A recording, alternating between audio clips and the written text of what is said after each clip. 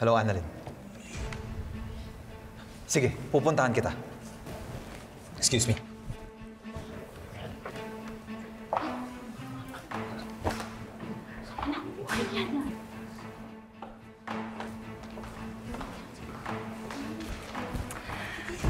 So yan na nga. Ay, group.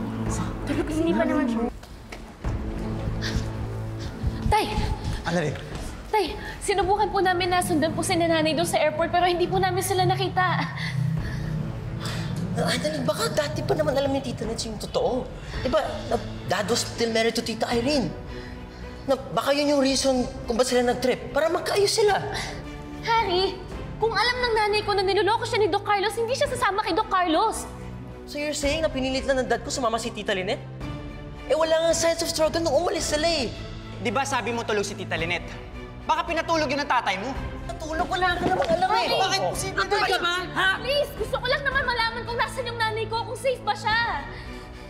At saka, alam mo ba tayo, kinukontak ko namin yung number nila, wala po sumasagot. Hindi pa nakakapagtaka yun.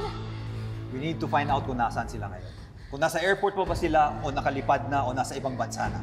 Tawagan mo kaya ang sekretary niya. Yun na nga po, tinawagan ko nga po. Pero kasi sinabi nung sekretary po niya na hindi naman daw po nagamit yung ticket papunta sa ibang bansa. So that means they're still in the country. Nasaan sila?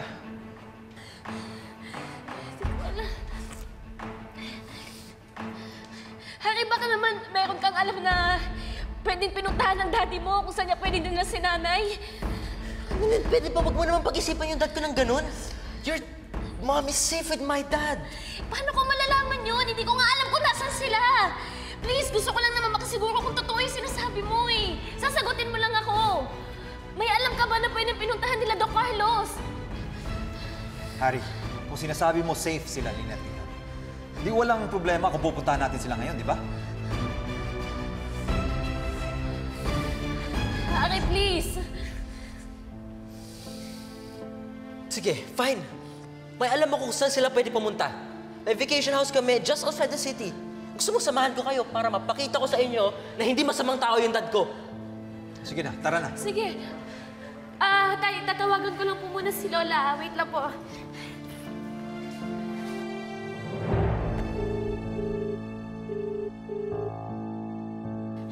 Hello po, La. Hindi po natuloy yung paglipad po nila Doc Carlos dun sa ibang bansa. Tapos ngayon po pupuntahan po namin ni tatay po si Doc Carlos dun po sa rest house po nila. Sana matagpuan niyo sila. At sana ligtas si Lynette. Dadaanan niyo ba kami dito? Diyosa, hindi na. Kailangan namin ng tulong ng pulis. At hindi natin magagawa yun kung wala tayong kaso laban kay Carlos. Dahil asawa pa rin niya si Lynette. At pwede sabihin ng mga pulis na hindi sila pwede makialam sa mag-asawa. Ayun, tama yun, tama. Dapat may kaso na para makialam na mga pulis. Anong maitutulong namin? Pwede niyo pong tawagan po yung kaibigan po ni Tita Irene, yung si Ate Joyce. Tapos samahan niyo po siya doon sa presinto para makapag-file po ng kaso laban po kay Doc Carlos.